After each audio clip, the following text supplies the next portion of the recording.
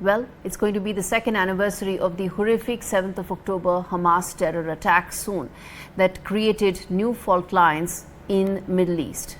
Now, ahead of that second anniversary, negotiators in Cairo are now jostling for a ceasefire that has seemed within grasp several times in the past as well. Just this morning, viewers, in the latest that is coming in right now, delegations are from Hamas, from Israel and the US are meeting in Cairo, dissecting and jostling over Donald Trump's 20-point proposal. Now, parts of that proposal have been accepted by Hamas, not all of it. Will that mean that eventually there will be a ceasefire? Is really the key question. Now, it's worth noting that Hamas's delegation is being headed by its chief negotiator, the one that was seen in a video for the first time since Israel's assassination attempt in Doha just a month ago. Meanwhile, just hours earlier, Donald Trump hailed negotiations that are taking place in Egypt between Hamas and countries from all over the world, is what he said, for the release of hostages and to end the war in Gaza, and that he says have been very successful and proceeding rapidly. Now, over in Israel, Netanyahu once again being slammed, and he's also slamming Europe, saying that it's irrelevant in peace talks. Remember, Netanyahu is also under tremendous domestic pressure, and I'm going to talk about that in a minute. But first up, listen in to the Israeli Prime Minister.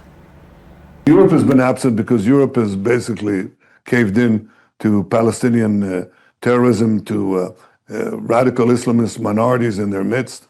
And they basically said, just give them a Palestinian state, which would be the ultimate reward for Hamas after doing the greatest massacre against the Jews since the Holocaust. Now we'll give you a state in which you can continue the war against Israel. That's why Europe has essentially become irrelevant and displayed enormous weakness.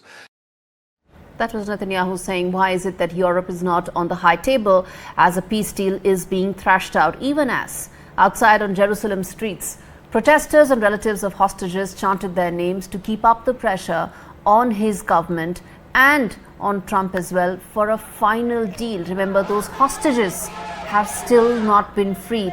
They haven't seen sunlight for 2 long years. Listen in. The proposal is clear. All hostages must be released within 72 hours. We, the vast majority of the Israeli public, are looking to your leadership and count on you to make sure it's signed and fulfilled. Hostages, living and dead, need to return. It's one of the key conditions of the peace formula. And that part has been accepted, though, by Hamas. It is the several other parts of the 20-point formula that is yet to be finalized. Now, across the fence in war-ravaged Gaza, there are hungry and desperate displaced Palestinians that are gathered on Sunday at a charity kitchen hoping to fill their pots with hot food. The food situation across the entire Gaza Strip has only worsened since a UN-backed monitor declared parts of the territory were experiencing famine last month. Now, how bad the situation is has been a matter of great global scrutiny, even as all eyes are on whether or not a peace formula will happen. Now, we're going to talk about whether it's going to lead to lasting peace, whether that formula will eventually be accepted by all parties, and is this really the best possible solution on the table? We're going to talk about all of that. But first up, I want this report to be played out, viewers, that talks about the decimation of Hamas leadership, which really was a turning point in the 2-year-long war and is the reason why hopefully those peace talks look like most successful, or the possibility looks most successful right now than ever before. Take a look.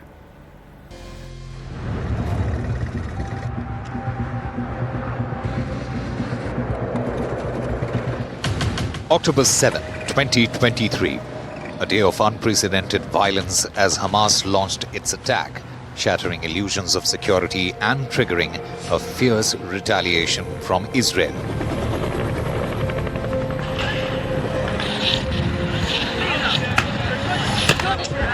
In response, Israeli Prime Minister Netanyahu unleashed a sustained campaign, vowing to wipe out Hamas's top brass.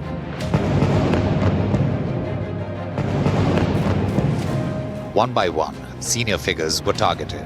The group's cohesion battered by relentless precision strikes.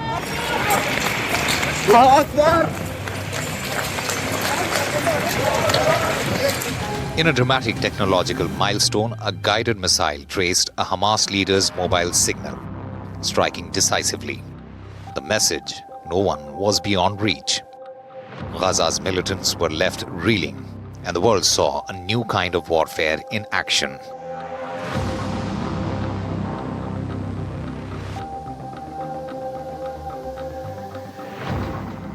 The shock carried across borders to Qatar, as senior Hamas leader Ismail Haniyeh was mourned at his funeral in Doha. After another targeted assassination, the era of safe havens for the group appeared to be over. Amid global scrutiny, Donald Trump threw vocal support behind Netanyahu, warning Hamas to fall in line. For the first time in years, Hamas's leadership began to fracture under coordinated pressure, with new negotiations and hostages exchanges signaling a shift.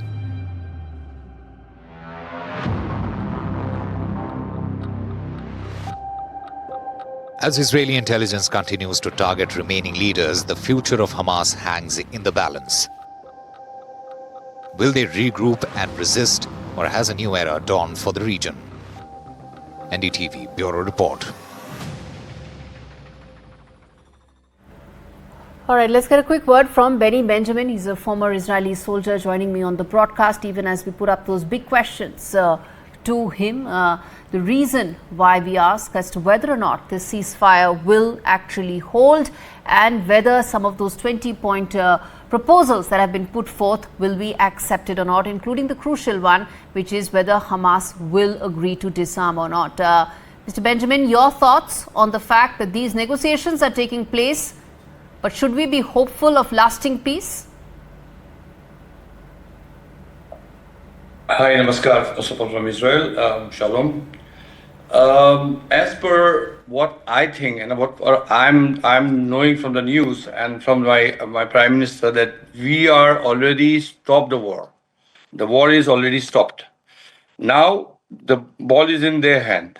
They must do the efforts and release our hostages back. After releasing our hostages back, the negotiation will start. If Hamas will be staying on their seats, I don't think there will be peace in this area. If Qatar will not support Hamas, and if Iranians will not support Hamas, maybe we'll have peace with the Gazans and with the Palestinians in West Bank.